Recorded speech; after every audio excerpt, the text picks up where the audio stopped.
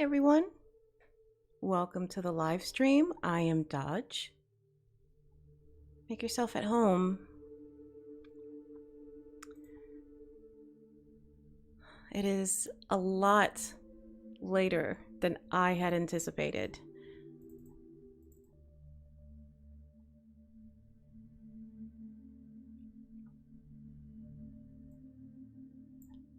I'm just going to be working on sending all of the tweets and notifications out so everyone will know that we are meeting up over here.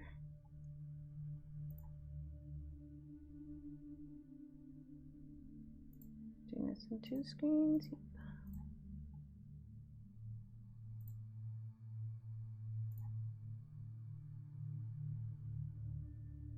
But yes, make yourself at home.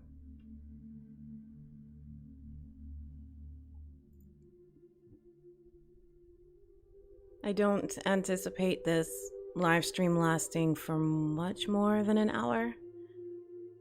But you know, you never know.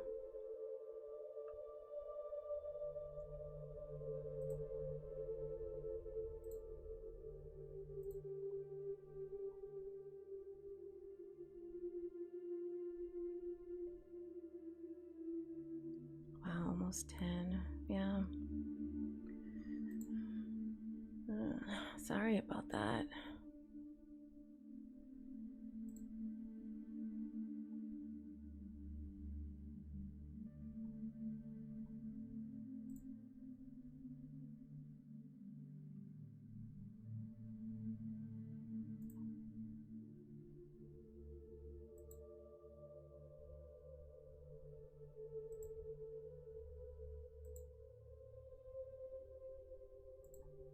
If you are relaxing or getting ready to relax, I hope that this helps.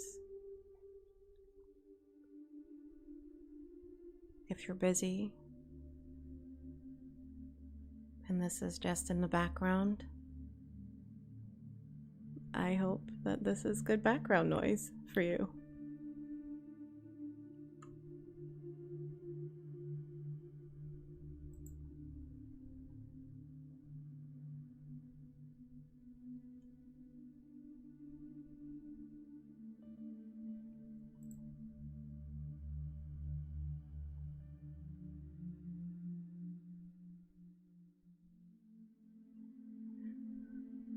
All right. Well, I think it's pretty safe to get started. So, yeah, let's get started. It is pretty late. I wasn't really expecting a lot of people to be able to show up. So, you know, take what you can get. And it'll be here. It'll be available for anyone to watch if they wanted to watch it later.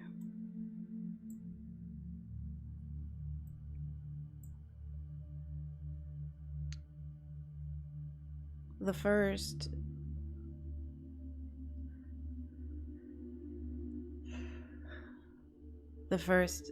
story that I'm going to read, it's a poem by Boo Boo. On Twitter, they are Bullet Bounces.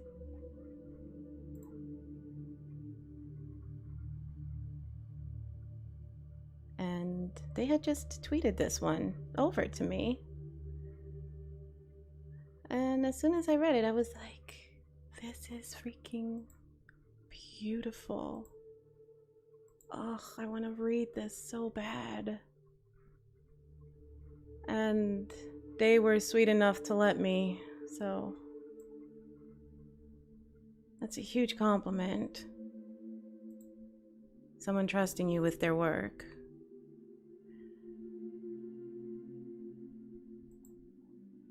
So, yeah, let's start.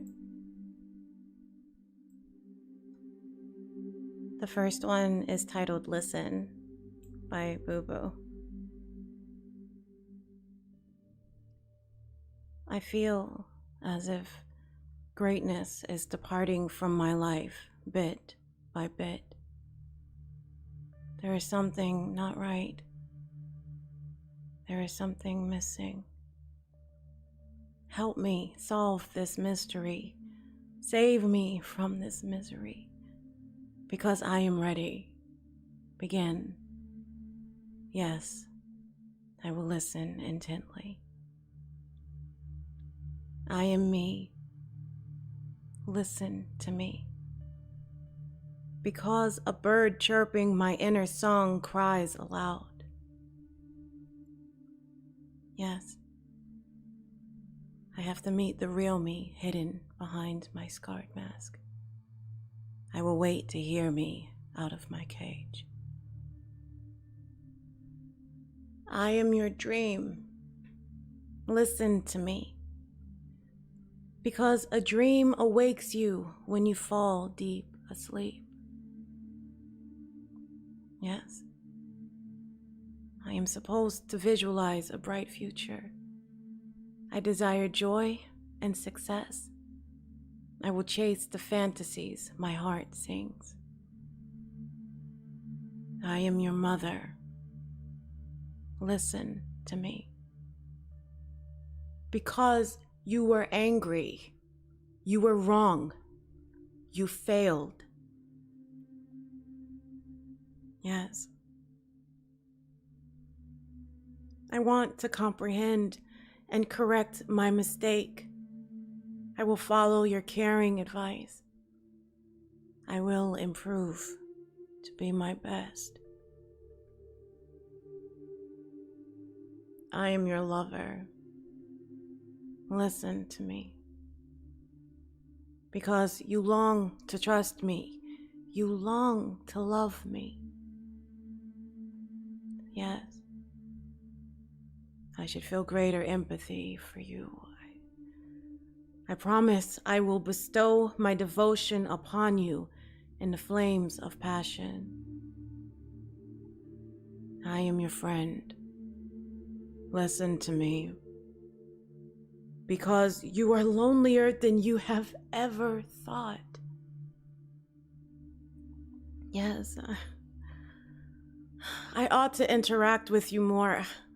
I wish you to be always on my side. I will acknowledge your true value. I am your teacher. Listen to me. Because you are confused. You need a new perspective. Oh, yes, yes. I can't make my decisions based on fears. I will walk into the paths of love. I will only pick what I love. I am your ancestor. Listen to me. Because I let my tragic life story teach a lesson to you. So yes, I recognize your past life as my guiding light. I will spare no effort not to repeat the same grim history. I am the sounds of nature. Listen to me. Because you are unaware, the threat is rapidly rising. Yes. Yes, I must urgently notice the sound of alarm calling. I will wake up to heed this ignored warning. I am a creature beyond your five senses. Listen to me. Because you cordially welcomed my cryptic invitation. Yes, I will see the unseen with my participation. If I choose to connect, the curtains before my eyes will vanish. I am infinity. Listen to me. because you are a speck of dust in my endlessness. Yes, it makes me wonder how much I really do matter. I will be able to locate my soul in your vastness of matter. I am. Listen. Because I am all, I am everywhere. Yes, you will find me. You will see. Just listen. I love you. Be with me.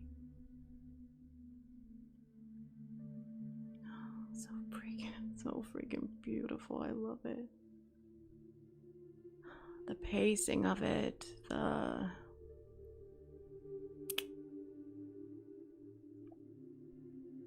message. I love it. Wonderful job, Boo Boo. Bullet bounces. Thank you for letting me read your beautiful poem. Yeah. Links to all of the authors or writers that we featured today will be in the description. You'll find a link to their Twitter pages.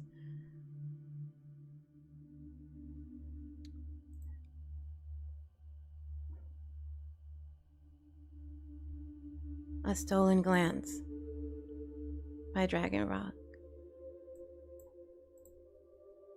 Dragon Rock 007.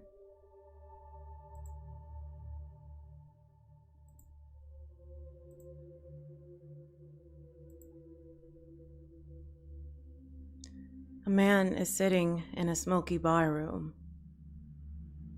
Through the drifting haze, he locks eyes with a beautiful woman. She picks up her glass of brandy and tips it to her luscious ruby red lips. Smiling, as she feels his eyes still locked upon her, she looks away, quenching her thirst with her drink while simultaneously quenching the thirst of his gaze. The man retrieves a pen from the breast pocket of his shirt and reaches for a napkin on the table. He takes a hefty drink of his bourbon and begins to write. He rolls the ink-stained paper in his hand. He pushes away from the table and slides back in his chair as he stands and walks her way. He stands before her, not saying a word. He gently embraces her wrist. Turning her arm facing her open hand upward, he places the crumpled napkin in her palm. One by one, he closes her fingers around it, while staring deeply into her smoldering dark eyes. He turns her wrist to reveal her now tightly clenched fist and leans forward to softly kiss the back of her hand, and simply walks away. Never having looked away, she watches him as he reaches the door and pushes it open to leave. He stops and looks over his shoulder.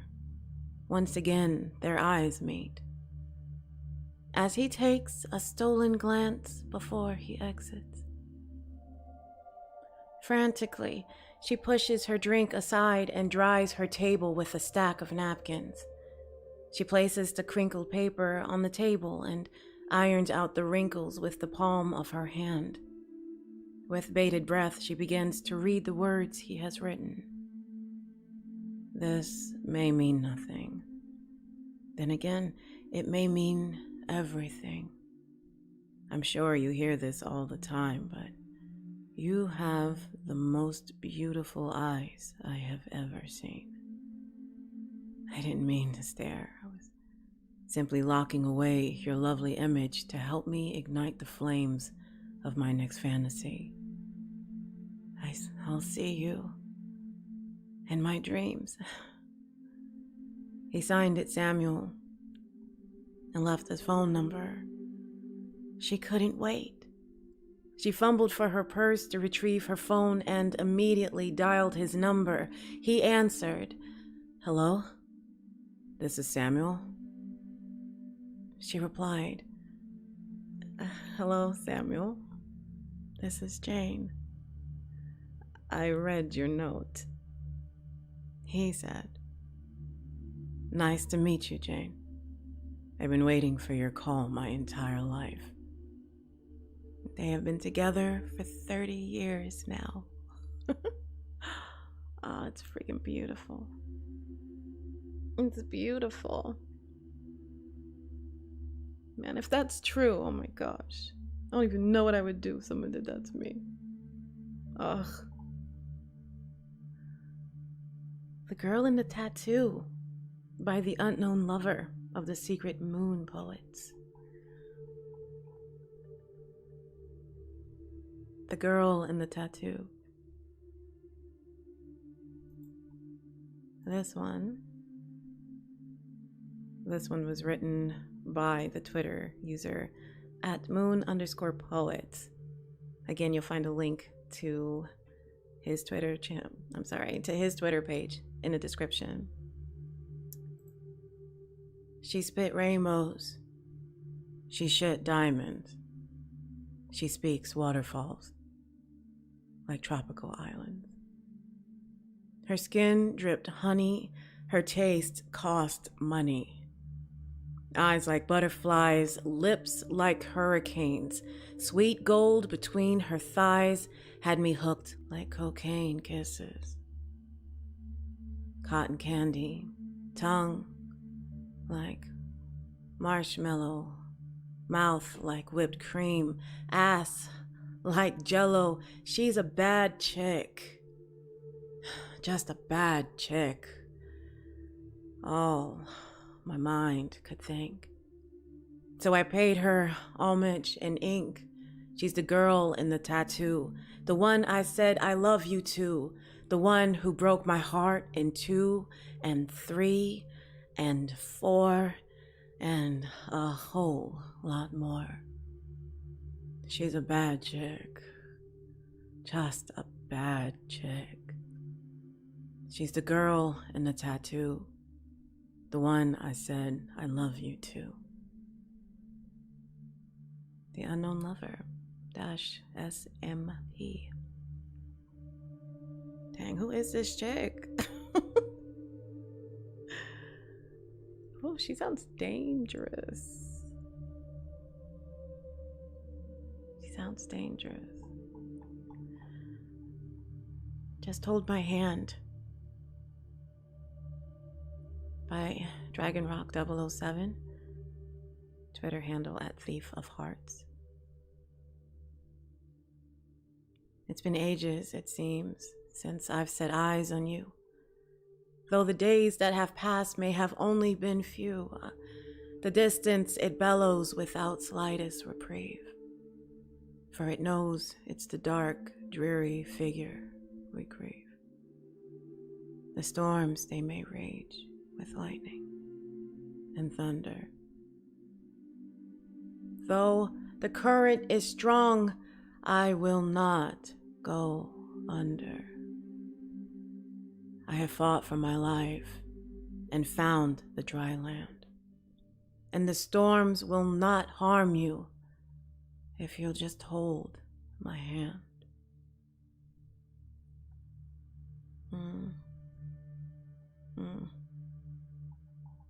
Poetry.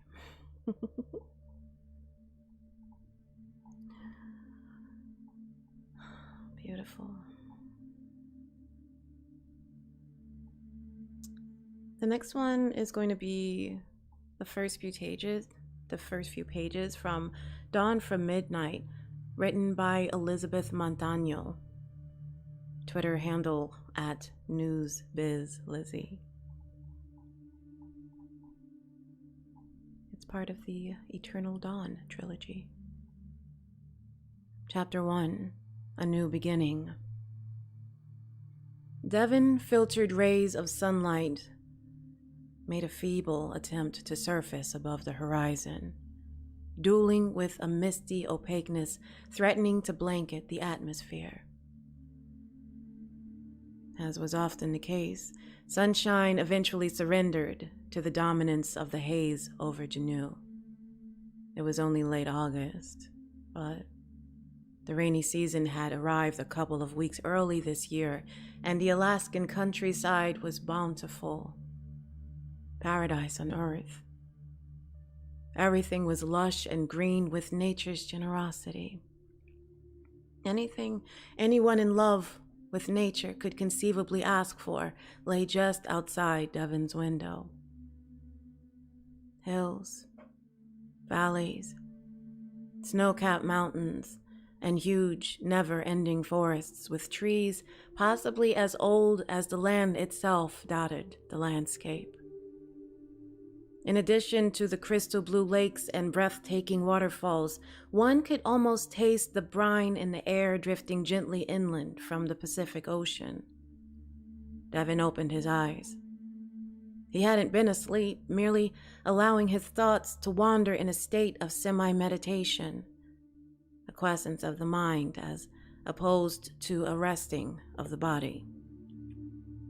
His body was untiring. It didn't require respite. His mind was another matter. It could become as emotionally exhausted as anyone's, especially when he overthought things, something he was often prone to do. A long, heaving sigh escaped his lips as he thought about facing the day, a slip of a moment in time in his never-ending day. He would give nearly anything for this move to somehow bring about even the slightest change from the ordinary, any element of excitement, some small fraction of unexpected emotion, something, anything, beyond the mundane reiteration of the typical events in their immortal lives. It could be a very depressing proposition when one was looking at an endless future of constant repetition.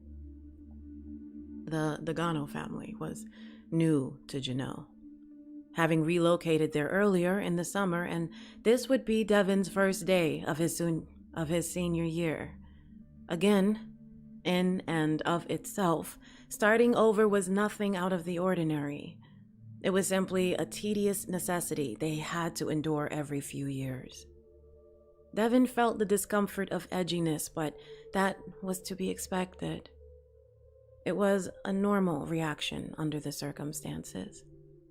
Anytime they had to start over somewhere fresh, there was always anxiety in learning new local customs and fitting in with the area's human population. Successfully blending in was something they had to do and a responsibility they took very seriously. Fitting in, however, was something they did remarkably well, having polished their skills to near perfection over the years. Almost never did they make a serious mistake that might cause someone to consciously suspect they were any different than anyone else.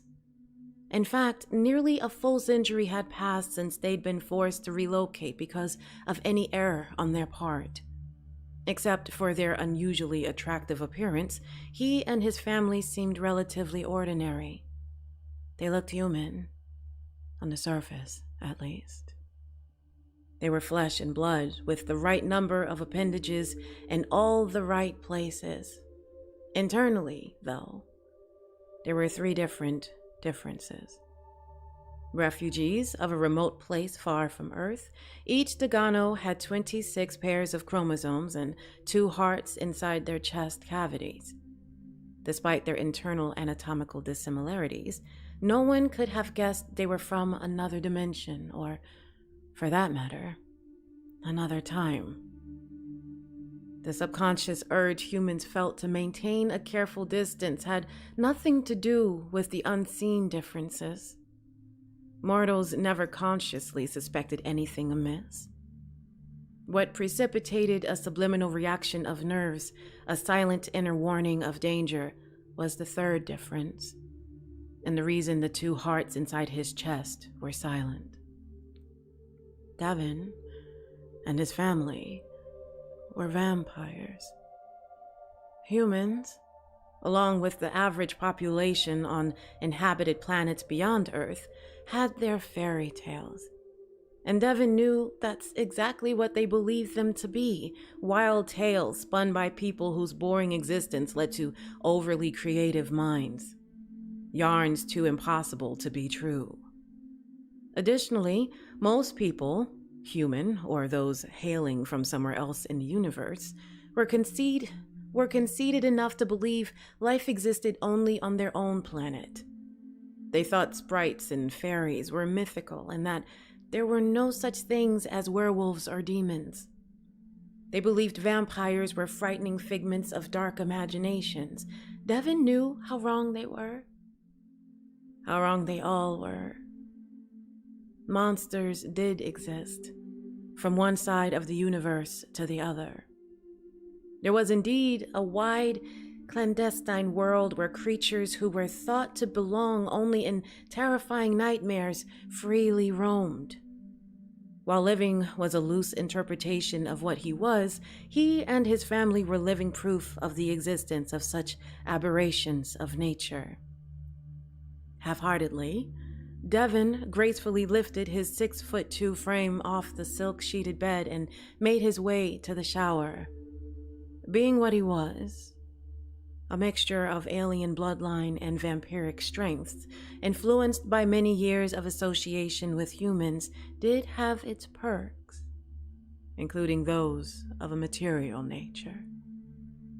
He was in no way materialistic, but he did appreciate fine quality. From across the sprawling rural plantation-style house, Devin could hear his father speaking quietly with Nathan, Cedric, and Emily. Vassar patiently answered his adoptive sister and brother's questions about their new school. Nathan was the only one who seemed pretty amped about the new adventure, but then it didn't usually take too much to get Nathan pumped full of adrenaline. He was the most animated, spontaneous one of the bunch, and always enjoyed the challenges of starting over. Or any sort of challenge, really. Devin then turned in to listen for Amy, apparently, yet again, watching her favorite movie. He shook his head in distaste, unable to understand how his sister could even stomach watching shows about their kind when the films were by and large so far off base from reality. Just then, Iron and Wine's Flightless Bird melody began weaving its way softly throughout the house. Regrettably, from the countless times his sister had subjected them all to the movie, he knew Edward and Bella were sharing the vows that would make them husband and wife. Vampire husband, human wife. Far more of a level-headed realist than Nathan or Amy, Devin mentally scoffed at the sheer unlikelihood of such a union. Like such a thing could ever happen. He had, many years ago, sheltered one small hope of there being someone meant for him and him alone. A person with whom he could wordlessly share his every thought. Someone who would stand beside him and love him unconditionally throughout his limitless existence. Despite the wistful dream, he never truly dared to believe it was something that could happen for him. Devin sighed. He would give this likely film a couple of kudos, though. For one, it was, in many ways, closer to reality than most other works of fiction about vampires, and of course, there weren't any true documentaries about his kind. How could there be? The fact of the matter was, sun didn't turn them to ash, and they didn't sleep in coffins. Wooden stakes wouldn't kill them. Silver didn't harm them, and garlic didn't repel them. Fire, however, was nearly as detrimental to them as it was to everyone and everything else. It was definitely something to be avoided. just as humans had their share of the population who lived good, average, upstanding lives, working, spending time with their families, attending functions, and pursuing hobbies, so did the Daganos. Beyond their diet and superpower attributes, they lived their daily lives as most humans live theirs. Then, on the other hand, as there was a seedier side of humanity, so was there with vampires. The Daganos did not exist among that class. One major detail the film got wrong, Devin mused, was that vampires were made of stone. Even though the texture might feel different than that of human skin, the real deal had flesh and bones. While very little could penetrate their skin, once broken, they would bleed. There were some benefits to the movie, though. He decided a facade. He decided a decade before. It kept Amy amused and out of his hair a good portion of the time. And although he hated to admit it, the musical score was excellent. Other than rap or bluegrass, Devin loved music of nearly all genres, but especially appreciated most classical style music. Debussy actually happened to be one of his preferred composers, ranking up there, in his opinion, with contemporary master Andrew Lloyd Webber. Andrew Lloyd Webber. High praise, given that Devin considered Webber the most brilliant composer of the era. He recalled how Emily had teased him upon learning Webber's music of The Knight from Phantom of the Opera was his favorite background melody. She'd called it a total cliché. Other than rolling his eyes, Devin had ignored her. Privately, though, he had to agree. There was a certain amount of irony in his partiality. Nearly soundless whispers of feet brushing against the steps reached his ears, interrupting his random string of thoughts. Nathan and Cedric were on their way down to join and impatiently fidgeting Emily, already standing expectantly by the front door. He didn't have to see her face or posture to know she was anxious for the group to be on its way. Not that she was necessarily looking forward to another year of school. To her, it was just something that had to be done. New location, same necessary routine. And when something needed done, Emily was the type to jump in and get it out of the way. Not Amy. She was the polar opposite of Em in just about every way imaginable. She wasn't looking forward to school at all, and she didn't have Emily's get-things-done attitude.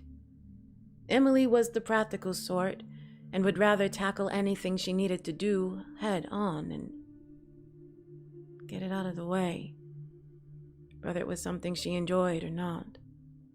Emily was a professional dreamer and procrastinator unless it was something she was particularly interested in. Therefore, she would never be ready for school without prodding. Someone always had to strongly persuade her. Devin stopped by his biological sibling's room to remind her of the time. He knew the encouragement was necessary and prepared himself for the argument that was almost guaranteed to follow. Amy was 17, a year younger than Devin, when she was reborn as an immortal. Despite her age, she occasionally tended to act more like a barely pubescent teen. The girl was, admittedly, a hopeless romantic, and if not volunteering for one good cause or another, she would much rather spend her time watching Twilight or Vampire Diaries or reading paranormal romantic novels. That was far more preferable to relentlessly rehashing academic material she'd already had to groan her way through a couple of dozen times or so. "Amelia, come on," he chided. "You're going to make us all late if you don't get in gear. The rest of us are ready to go. Nathan, Em, and Cedric are already downstairs waiting." Rather impatiently, I might add, and getting more so by the minute. Despite his firm tone and the use of her formal name, Devin grinned and he fondly tousled the girl's curly, dark brown, shoulder-length locks. At the reminder of school, Amelia shot her brother a look so painfully woebegone, he had to chuckle. He loved his little sister, beyond all others. But despite the fact she could be as tough as nails when the situation called for it, she could also be as frustratingly dramatic. Oh, Dev, I just don't think I can do this again. Her tone matched her expression and his expectation perfectly. How many times do I honestly need to sit through freaking algebra anyway? When nothing I'll ever do in my entire existence will require that knowledge. Amy, you don't know that. Devin used the pleading, the kind of tone someone would use to entice a small child into eating an unwanted dinner. Just one more bite, sweetie. Then you can go play. He was still hoping to cajole her into not making this a battle of wills. You never know when the knowledge could come in handy. Well, Amy was petulant now. I certainly can't foresee that it will, which you know as well as I do means I don't know I won't need it. Means I do know I won't need it. For yet another time that morning. Devin sighed. She had a valid point, but he wasn't willing to give her argument any ammunition by admitting it. In any case, Amy, you know how important this is for all of us, he said. Blending in, not raising questions. Students don't typically miss the first day of school. You can do it, he reassured her. Who knows? Perhaps this move will bring something interesting and different. You might even meet your Jacob. He dangled teasingly with a wink. Despite being what she was, Devin knew his sister gravitated toward tall, dark, and handsome. Amy simply rolled her eyes in utter disgust. That didn't even warrant a verbal response. A human. Was he trying to make her sick at her stomach, where she had a truly valid reason not to go to class? Other than the fact she simply didn't want or feel like she needed to go. And besides, he ignored her eye roll and, in an effort to prevent the already tenuous conversation from becoming a full-on battle, he gave a slightly forced, throaty chuckle.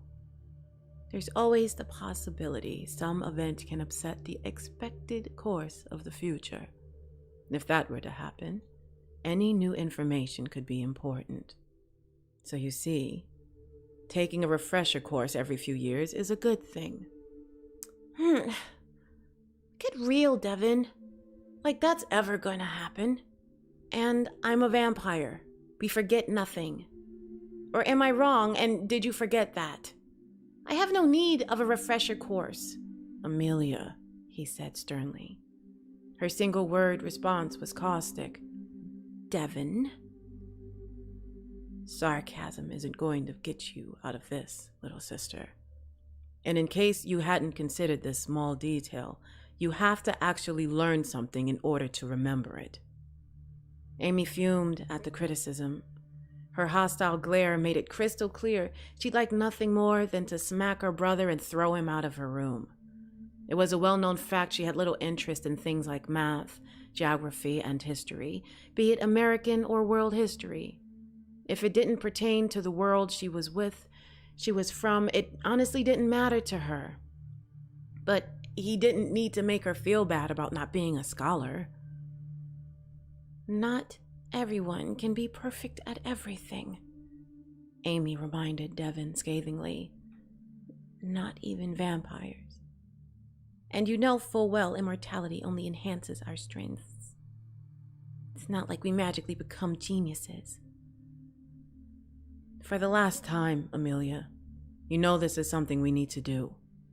Devin gave in to exasperation. So get ready, he continued forcefully. Now. His whole family was normally patient with their little dreamer, occasionally to the point of overindulgence. Devin especially so. On this particular morning, however, he was keyed up enough with his own thoughts that his tolerance was quickly fading. It was true, though, what Amy said. While all but the most retained absolutely everything from this life with crystal clarity. While all but the most significant memories from their human lives became nebulous after birth, their vampire minds retained absolutely everything from this life with crystal clarity. That part of their brains could be likened to computers, terabytes of storage with an eternity of recollection stored in individual files, all instantaneously accessible. Devin was nearly taken aback when his sister at last complied. She wasn't silent in her acquiescence, however, grumbling in the process. "Who died and made you boss?" Amy reluctantly turned off the DVD player and pushed Devin out of the way so she could close the door and get dressed. Less than 2 minutes later, she reappeared, showered and clothed, presentable for school. Oh, joy. Although she would have liked to, she didn't voice her snide sentiment. All ready for show and tell. Finally, the 5 Dagano siblings were out the door to face yet another repeat of an all too familiar experience. As they made their way to their new school, Devin found himself daydreaming. Unbelievably, it was Amy's favorite movie which preoccupied his mind, if only such a story could somehow be something more than simple fiction. In nearly a century of this life, he hadn't found anyone who caused him to yearn for her smile, hear her laughter, feel her touch.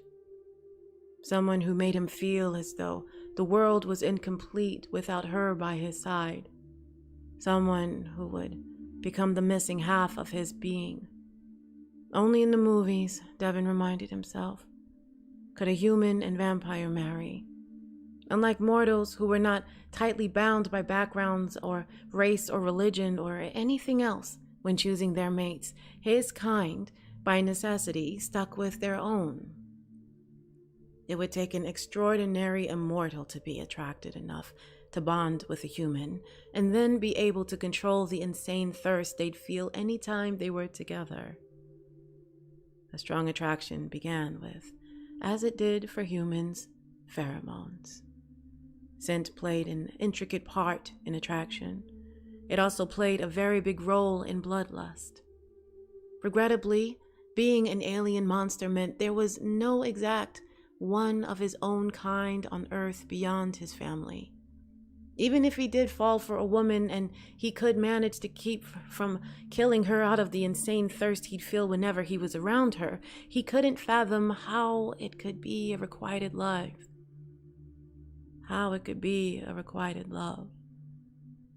Realistically, how could any human be unafraid enough to allow herself to fall in love with what he was?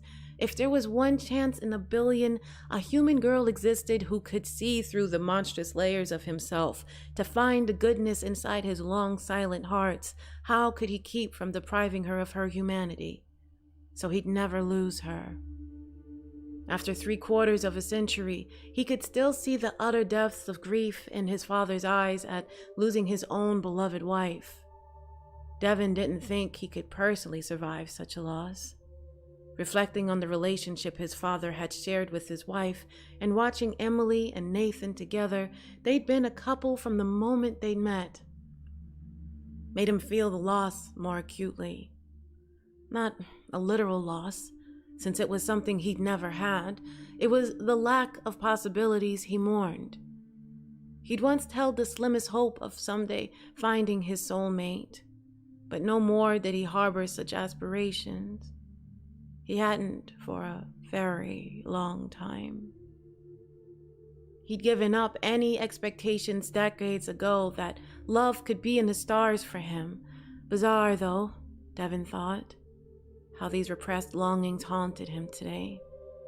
Since they'd left their home planet, he'd accepted the fact he was destined to be forever alone.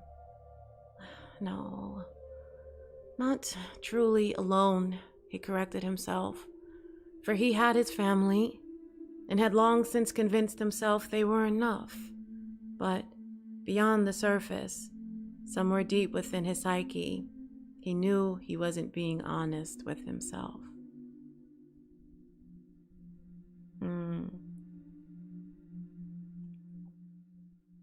Elizabeth Montano. That was the first chapter of Dawn from Midnight. 2 Worlds, 3 Hearts, 1 Love. The Eternal Dawn Trilogy, Book 1. Thank you so much for allowing me to read your work, Miss Montano. Again, you'll find a link to her information in the description. You can find her Twitter there. And if you want it, thank you, James. Thank you for stopping by. If you wanted to check out her work, she has links to all of her books and writings and stuff on her Twitter page, so you can find it. No excuses.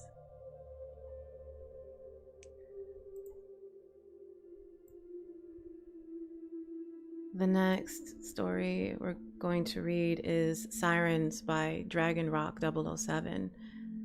Another one, yes. His Twitter handle is Thief of Hearts. Jim was enjoying a cup of coffee one evening by a campfire at his favorite site down by the lake. When he saw a dark figure moving by the water, he called out as he stood to investigate. "Hello? Is there someone there?" But there was no reply. Continuing to walk, he saw something move behind a bush. He saw a woman peering out and asked, "Are you okay?" She stepped out into view. Jim's eyes now acclimated to the dark. He could see her in the moonlight. She was beautiful, with jet black hair and a perfect figure that clinged to her soaking wet smock. "Do you want to dry out by the fire?" Jim asked. She grabbed the bottom of her smock and, in one motion, pulled it over her hips and body and hung it on the branches of the bush. She moved closer to Jim and pressed her lips full onto his in a passionate kiss. "What is your name?" he asked. "Leela," she replied in broken English, as they fell to the ground and made love by the edge of the lake. She was like no woman he had ever been with. She moved like a belly dancer in full motion. She wrapped her arms around his back and her legs around his waist. Jim was having trouble breathing and fought to break free, but oddly, Leela was much stronger than he was. Jim tried to scream, but had no breath left in his body. Leela put her lips to his ear and whispered, "This will be over soon. You are mine now." She held both of their bodies together as they rolled off the bank and into the lake. They both sank to the bottom. Jim's eyes wide open, screaming with terror, as the last sound he heard was his own rib cage and bones being crushed by Leela's deadly embrace. She grabbed his lifeless body and swam to the middle of the lake. There was a large tree stump with a protruding branch. She placed Jim's body against the branch and pushed it through his back. His blood churned in the water. She turned and let out a shriek that echoed through the lake. Within seconds, bubbles moved towards her and 20 more like her appeared. Those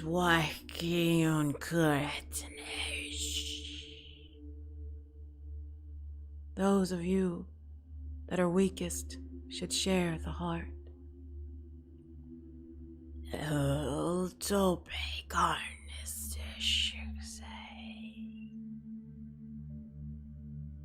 Bon appetit, my children.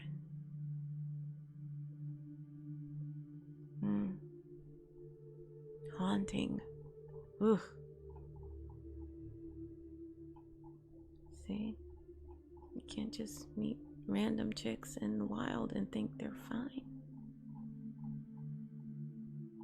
Be careful out there. No, that's really beautiful. You have so much good poetry. Oh.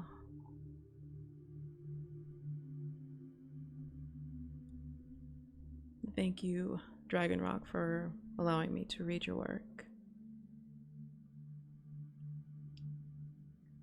The next story that I'm going to be reading is titled "The Truth Shall Set You Free." It's by the author James Fuller. Yeah, you definitely have missed a lot, but that's okay. It's all right. Yes. On this one, I put a link to this channel. I put a link to the stream here. I thought you'd be able to find it.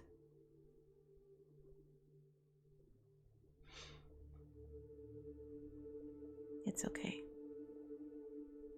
It's a lot of great work here.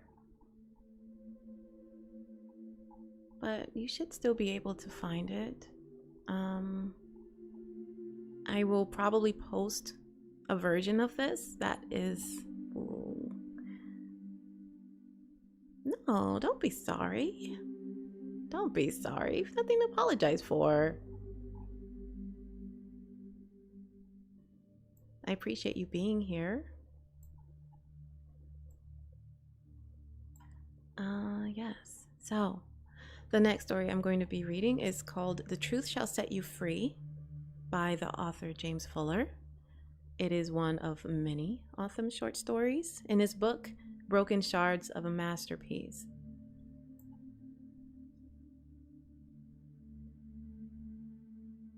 Rick could feel a cold trickle of sweat escaping his hairline and cut a path down his neck.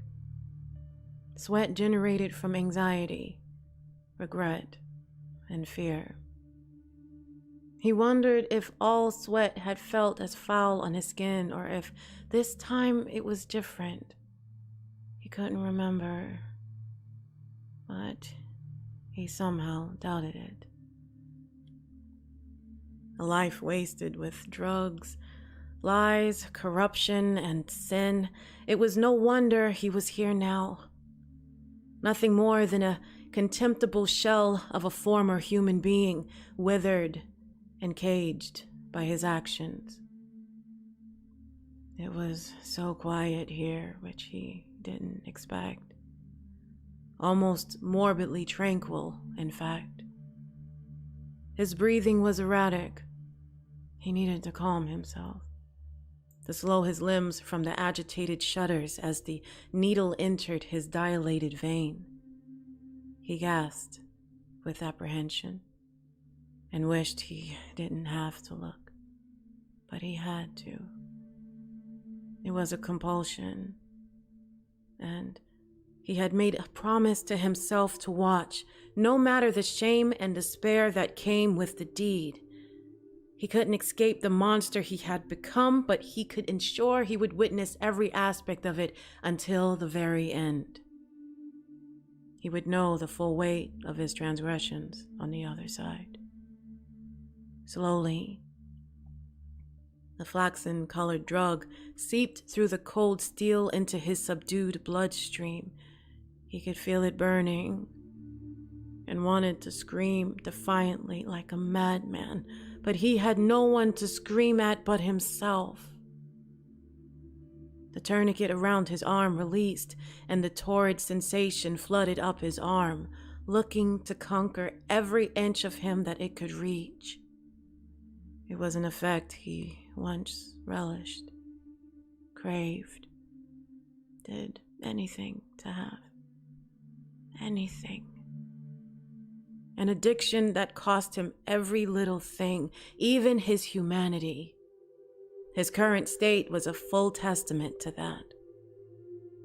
Rick could feel the prickling of the drug throughout him, numbing his flesh as it settled in. It was in his head already, tugging at his senses, trying to make him let go of his focus, a stronger drug than even he was used to. He almost did let go. It would be so much easier to succumb than to continue to, and he was a lost cause.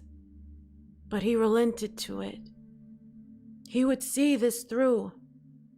He had no more chances after this. He hardly even felt the second needle bore into his arm, merely a mute tug upon his skin. Had he not been looking, he wouldn't have even noticed. He didn't have long now before the drug's effect took hold of him fully. He found himself praying for strength before it was too late, praying for the courage to make things right before he succumbed any further.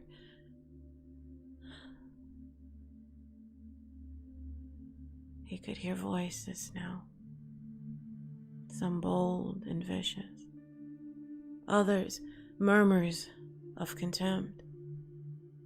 He blinked away the sweat that stung at his eyes and stained his ears, and strained his ears, trying to understand all that was being said, even if it might be in his head. He could not even tell anymore. His thoughts had begun to blur, as had his eyesight, but he fought for control all the same. He watched with silent animosity as his final dose was prepared, one last injection, and it would all be over. The monster would be dead, his sins avenged by those who deserved to have it most. And they did deserve it. He would make no false pretenses of that. It was now or never. He needed to find his strength, or his chance to atone would be forever lost, but his body would not heed his commands. The strength of the drugs was absolutely relentless in his tolerance and will. He tried to speak, but his tongue no longer held words he could bring forth, and panic took him. It took him. This wasn't how it was supposed to happen. He needed to say something before it was over. The final drug entered his bloodstream, and he knew it was too late. He could feel his heart slowing. He wasn't even sure when his lungs had stopped drawing breath. His eyes were impossibly heavy. He could no longer hold them up. It's okay, he told himself. I will close them for but a moment, and then try again.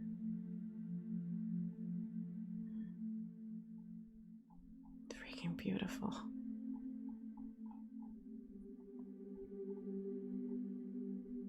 Ugh, James, so beautiful.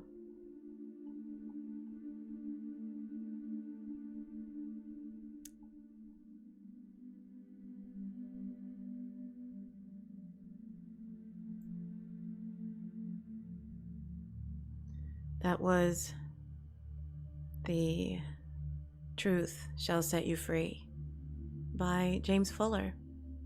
You can find this story and many of his other short stories in his book, Broken Shards of a Masterpiece. It is available on Amazon.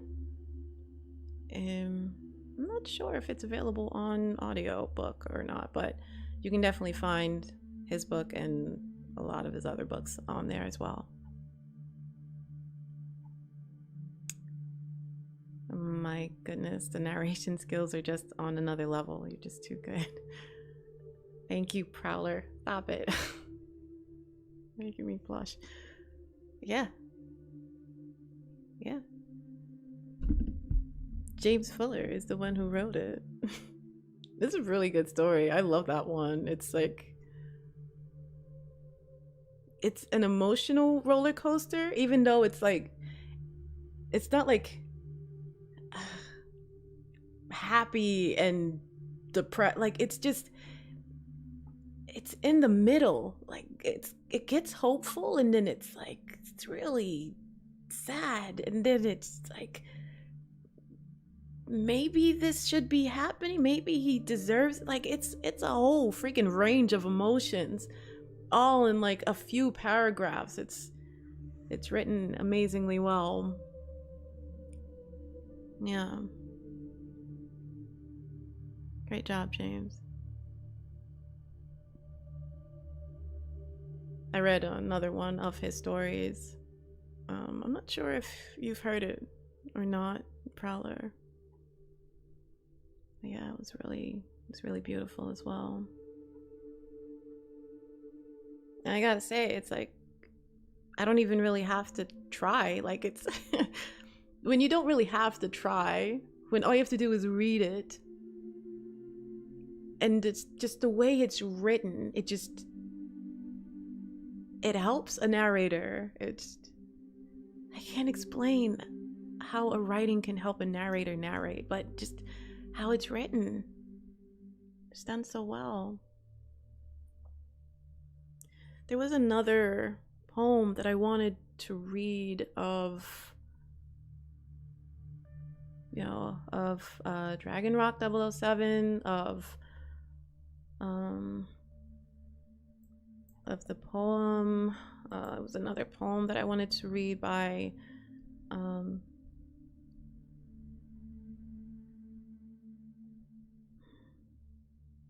Secret Moon Poets. Twitter handle @moonpoets. But I didn't have time. Like, it was just taking me way too long to get everything together. So, yeah. But yes, thank you so much. That was the last story. Prowler, I'm sorry, it was the last. You came in right when it was the last story. I had been reading for a while. How long has it been?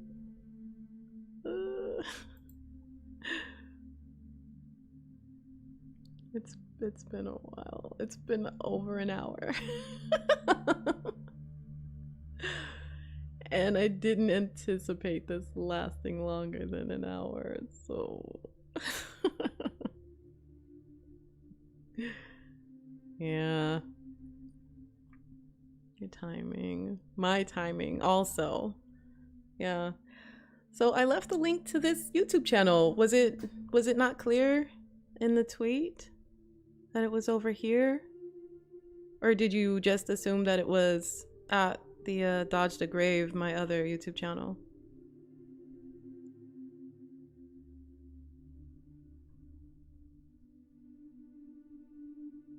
Because if it wasn't clear, then I can work on being clearer. I'm sorry about that.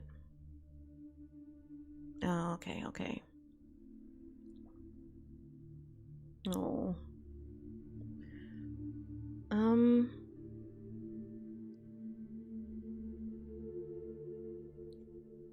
Yeah. I can leave. Can I?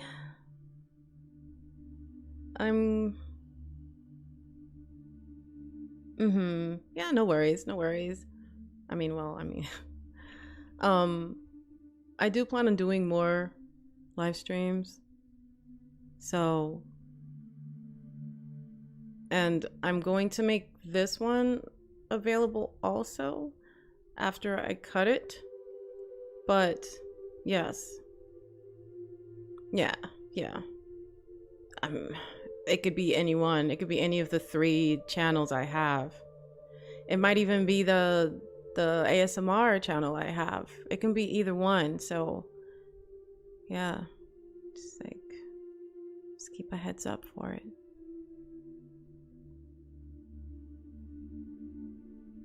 All right. So yeah, that was the last one. Was I expecting it to last longer? Yeah, you never know. Never know how long it's gonna be. So thank y'all so much for coming. I will try to make it earlier next time. I think now that I've gotten the hang of doing a live stream of this kind, then, you know, it won't take so long. I'm glad you enjoyed the story you were here for, Prowler. And I hope you enjoyed it as well, James. Thank you for letting me read your stories. I plan on reading more stories of like all the authors that are featured today. And if you want to find more information about them, links to their Twitter is in the description. Yeah. I'm so glad. All right, you guys. Well, y'all have a wonderful night. I will see y'all soon. I have more work that I can narrate. So it won't be long until I am live streaming another live read for y'all again.